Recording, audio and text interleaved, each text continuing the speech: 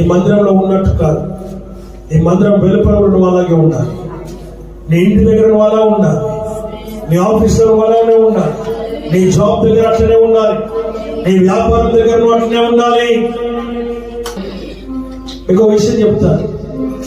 Doctor వైద్యమే చేయాలి, వైద్యుడు వైద్యుడిగానే ఉండాలి, డాక్టర్ గానే ఉండాలి, డాక్టర్ పని చేయాలి.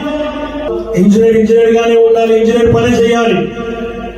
ఒక డాక్టర్ పని చేయాలి, డాక్టర్ గానే ఉండాలి. ఒక టీచర్ టీచింగ్ చేయాలి. ఏం చేయాలి?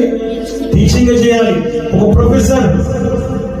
ప్రొఫెసర్ గానే ఉండాలి, లెక్చర్ మాత్రమే ఇవ్వాలి.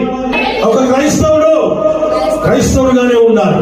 ఒక క్రైస్తవుడుగానే ఉండాలి.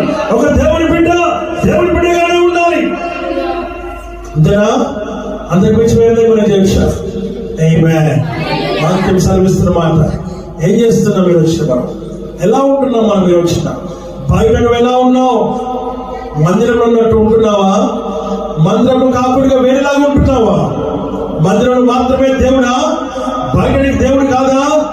నీ ఇంటిలో దేవుడు కాదా? నీ ఉద్యోగంలో దేవుడు కాదా? నువ్వు పని చేసే దగ్గర నీ ఆత్మీయ జీవితానికి సంబంధించిన జీవితాన్ని చూపించాలి. లోకంలో ఉన్నట్టు కాదు. మనం ఎలా ఉన్నాం? మందిరంలో ఉన్నట్టు ఉన్నామా, లేకపోతే వేరేలాగా ఉన్నామా? ఎలా ఉన్నాం?